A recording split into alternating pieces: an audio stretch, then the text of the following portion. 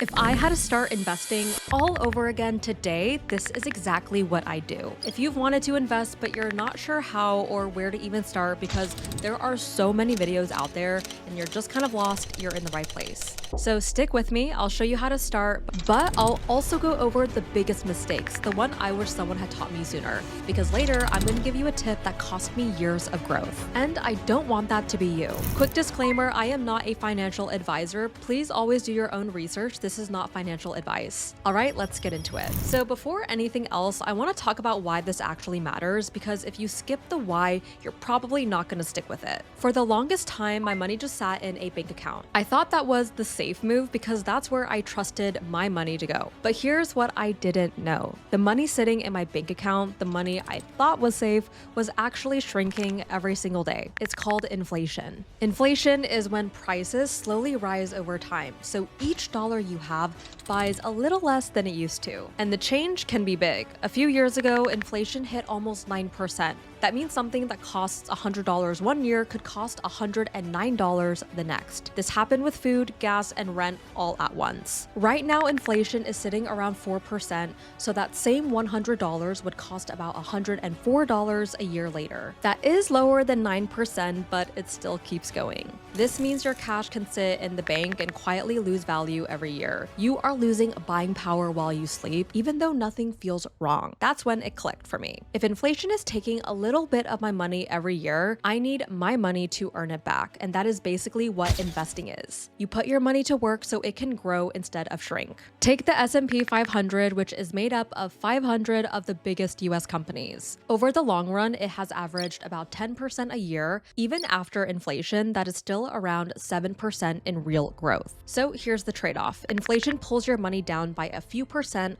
while the market has historically pulled it up by about 10%. That difference is what can separate falling behind from getting ahead. And it gets even better. Here's why. Compound interest. Einstein called it the eighth wonder of the world, and I think about it all the time. Say you invest $100 just once. At first, the growth feels slow. By year 10, that 100 becomes $259. This is where most people quit because it doesn't feel like much is happening. But if you just leave it alone, by year 30, it becomes $1,745. By year 40, it's over $4,500, and you never added a single dollar after that $100. Your money grows a little, then it grows on top of that growth, then it grows on top of that again. That is why people call it a snowball.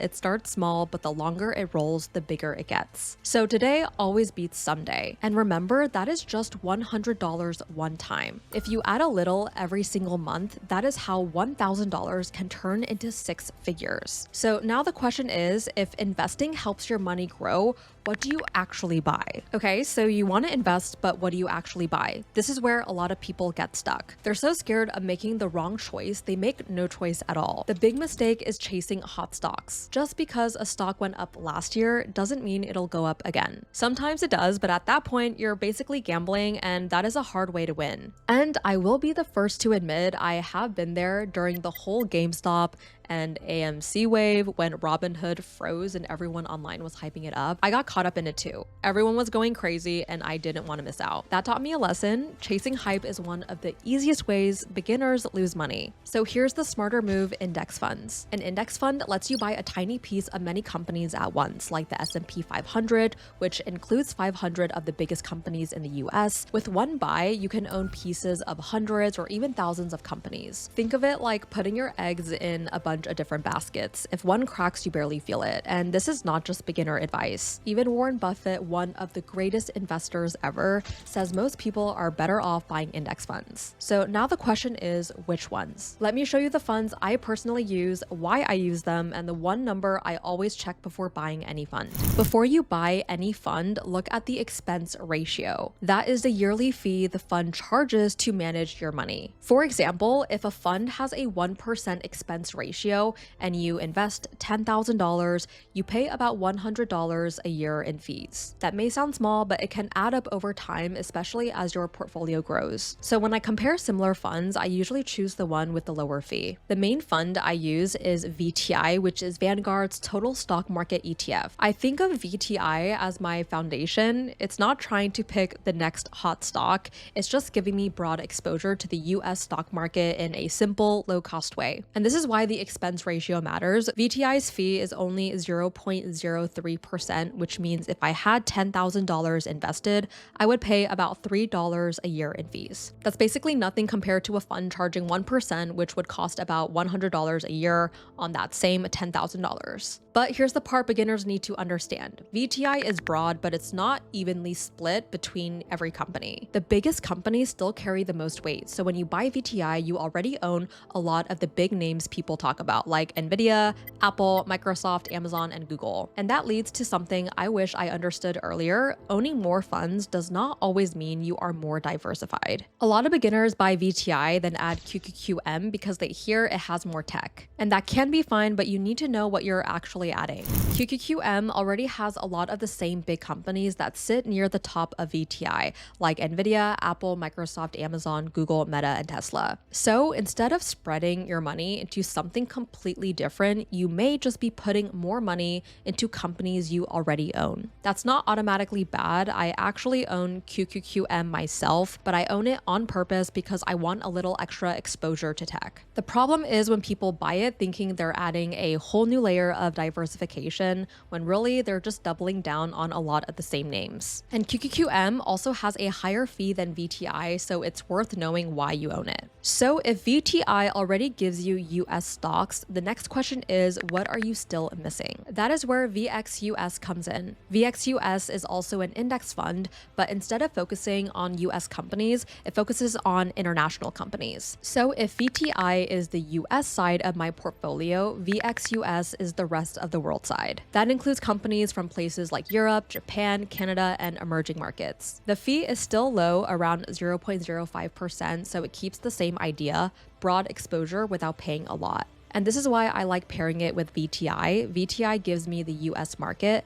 VXUS gives me the international market. So instead of buying another fund that owns a lot of the same US tech companies, I am adding something that is actually different. Real quick, if this is making investing feel less confusing, consider subscribing. I'm making more beginner-friendly videos like this, and it really helps the channel. One last thing I want to clarify is the difference between an ETF and a mutual fund, because if you're new to investing, these terms can all sound the same. The easiest way to think about it is this: an index fund is what is inside. It means your money is spread across a list of companies. An ETF or mutual fund is how you buy it. VTI and VXUS are ETFs, so you can buy them during the day, kind of like buying a stock. A mutual fund works a little differently. For example, VTSAX is Vanguard's mutual fund version of a total US stock market fund. When you buy it, you're not picking Apple, Microsoft, Nvidia, and thousands of other companies yourself. The fund does that part for you. You just buy shares of the fund and it follows its strategy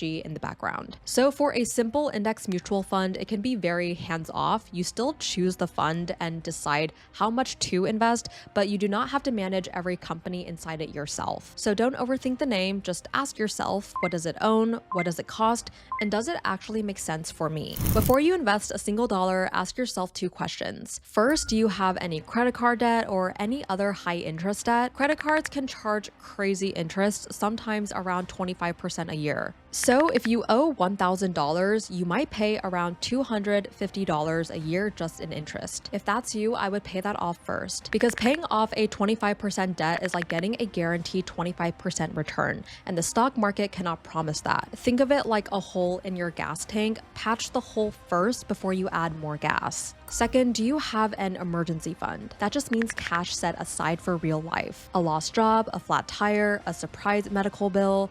A good goal is 3 to 6 months of expenses, because if you have no cushion, one emergency can force you to sell your investments at the worst time. So once the high interest debt is gone and you have some cash saved, you are in a much better place to start investing. And the good news is you do not need a lot to start. You can start with a small amount. Just remember this: only invest money you will not need soon. If you're saving for a house next year, that money probably does not belong in the stock market. Now let's make this practical. Let's talk about what starting actually looks like. I personally use Fidelity, and I'll leave my link below if you want to check it out. You don't have to use Fidelity though. Vanguard, Schwab, and other major brokerages work too. Just look for no account minimums, low fees, and the funds you want. So once you're on the site, you want to choose the type of account you want to open. For beginners, the two main ones are usually a Roth IRA or a regular brokerage account. A Roth IRA is a retirement account with tax advantages, and it's definitely worth looking into. If you want a full video on Roth IRAs, comment Roth. For this walkthrough, I'm choosing a regular brokerage account because it's the simplest to understand. There are no yearly contribution limits, and you can pull your money out whenever you want. Just know that if your investments make money, you may owe taxes on those gains.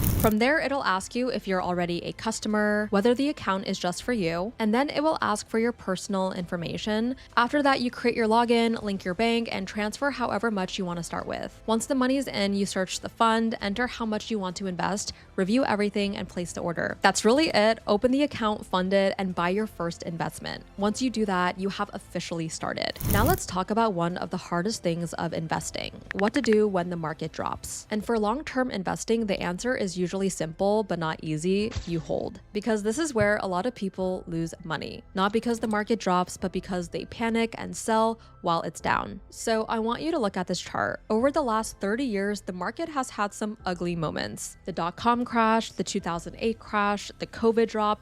Every time it felt scary in the moment. And I get it, if you see your account dropping, your first instinct is to protect yourself because you want to stop the bleeding. But with a broad market fund, a drop is not automatically a permanent loss. It becomes permanent when you sell and lock it in. That's what happened to a lot of people in 2008. The market fell hard, people got scared, and they sold. But if they had stayed invested, the market eventually recovered and went on to hit new highs. And that's the part I want you to really see on this chart. The dips look terrifying up close, but when you zoom out, they are part of a much bigger upward trend. The market has been through recessions, crashes, inflations, pandemics, and panic, and over time, it has kept moving forward. Now, the mistake is thinking you can sell when things feel scary and then jump back in when things feel safe. That sounds smart, but it's almost impossible to get right because the best days in the market often happens right near the worst days. The rebound usually starts when everyone still feels nervous, so if you sell during the crash, you might miss the recovery too. That is the lesson. You cannot get the best days without sitting through the bad ones. For me, that's why I do not try to time the market. I would rather stay consistent, keep investing, and let time do the heavy lifting. So that's it. That's how you start from zero and actually build something real. And notice this was never about finding the perfect stock, timing the market, or becoming an expert chart reader. It's just a simple system that does the work for you in the background while you live your life. Quick note, this is not financial advice. I am not a financial advisor, so always do your own research. I'll leave helpful links down below, and some may be referral links that support the channel at no extra cost to you. If you're starting at zero, you are not behind. Zero is the starting line, and now you have a plan. So start small. The goal is not to be perfect. The goal is to begin. If this helped you, consider subscribing. A lot of people who watch are not subscribed yet, and it really helps the channel. Thank you so much for watching, and remember, we can only go up from here.